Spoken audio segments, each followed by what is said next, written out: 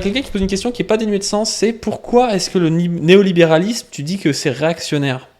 C'est intéressant parce que c'est une pensée qui se développe avant 45. Donc c'est pas une pensée issue des contradictions du Fordisme pur, c'est une pensée issue des contradictions du libéralisme.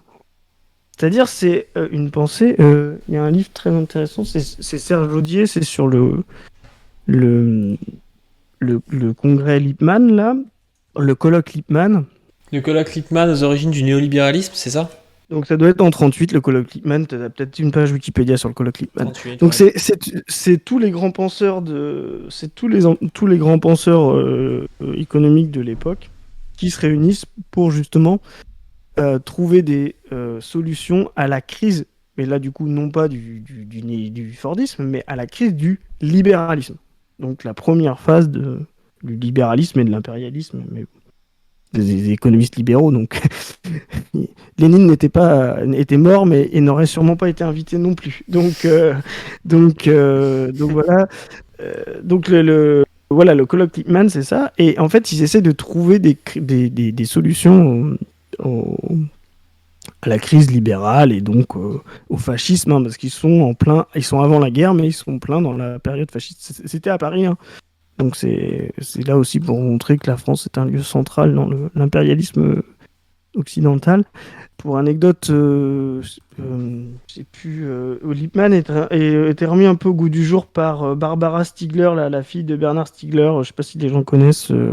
Et donc voilà, donc c'est donc le colloque Lippmann, donc c'est vraiment donc la crise du libéralisme. Et donc en gros, hein, à gros traits, ce qu'il constate, c'est justement l'échec de la pensée libérale initiale, c'est-à-dire la main invisible du marché, autorégulateur, etc. Et qui montre bien, finalement, ils comprennent bien que le marché ne se régule pas tout seul et qu'il est chaotique et qu'il produit des énormes contradictions jusqu'à l'arrivée du fascisme, etc. Cette pensée-là, finalement, elle va être... on parlait tout à l'heure des possibilités, elle aurait très bien pu se déployer dans les années 40. Il va se passer une chose que tout le monde connaît, c'est qu'il va y avoir la guerre. Donc, toujours pareil, c'est ces gens-là qui étaient quand même les économistes les plus influents, etc., sans la guerre, on aurait peut-être pu déployer le néolibéralisme dès les années 40. Donc, faites une uchronie Hitler meurt d'une crise cardiaque en 38, la guerre ne se déclenche pas, comment on sort des crises du libéralisme dans les années 30, parce que les forces productives ont besoin de sortir de ça. Et ça va pas se passer, il va y avoir la guerre.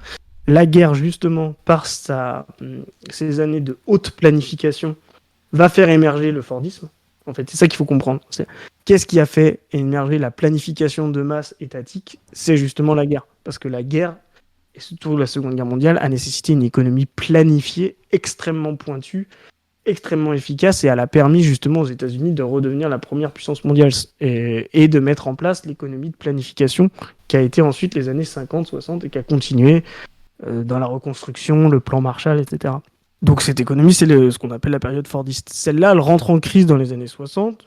Voilà. Et donc, là, à partir de là, le néolibéralisme et ses thèses ressurgissent. Alors, ils ressurgissent parce que des gens les connaissent, parce que le keynésianisme, qui est un libéralisme, hein, le keynésianisme, hein, tous les gens qui veulent faire croire que Keynes, c'est le continuateur de Marx, sont ou des malhonnêtes ou des imbéciles.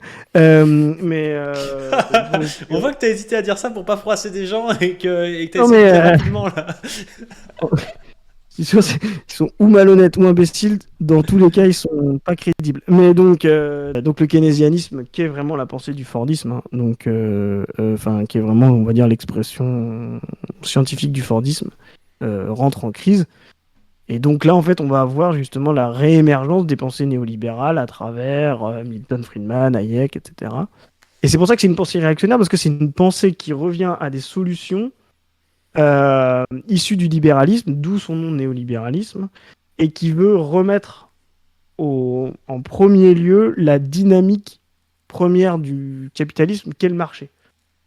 Mais du coup, ils vont aller un cran plus loin, c'est-à-dire ils vont dire, voilà, l'État ne peut pas être un acteur du marché, c'est lui on va dire, l'instigateur, le fabricant du marché. Ils ont bien compris que le marché n'était pas un élément naturel qui se construisait tout seul et qui était autorégulateur, comme les premiers libéraux, Adam Smith et tout, ont pu le théoriser. Ils ont compris que c'était instrumental et que l'instigateur de cet instrument, qui légitime avant tout la propriété privée, etc., serait l'État. Donc c'est une reprise en main de l'État par la propriété privée et dans les intérêts du marché. C'est pour ça que c'est réactionnaire, parce que ça veut remettre au goût du jour une dynamique capitalisme, on va dire, avant 45, avant le Fordisme, et avant, on va dire, un espèce d'appareil d'État co-géré, faisant place aussi à la dynamique ouvrière, etc.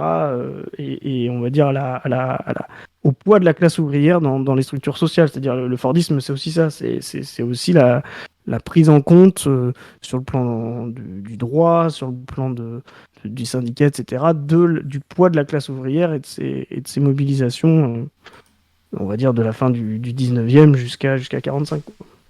Juste, je regardais le chat là, juste pour finir sur le Fordisme, qu'on se comprenne bien. L'idée n'est pas de dire le Fordisme était la panacée, et de dire ce que c'est les combats sociaux pendant le Fordisme, etc.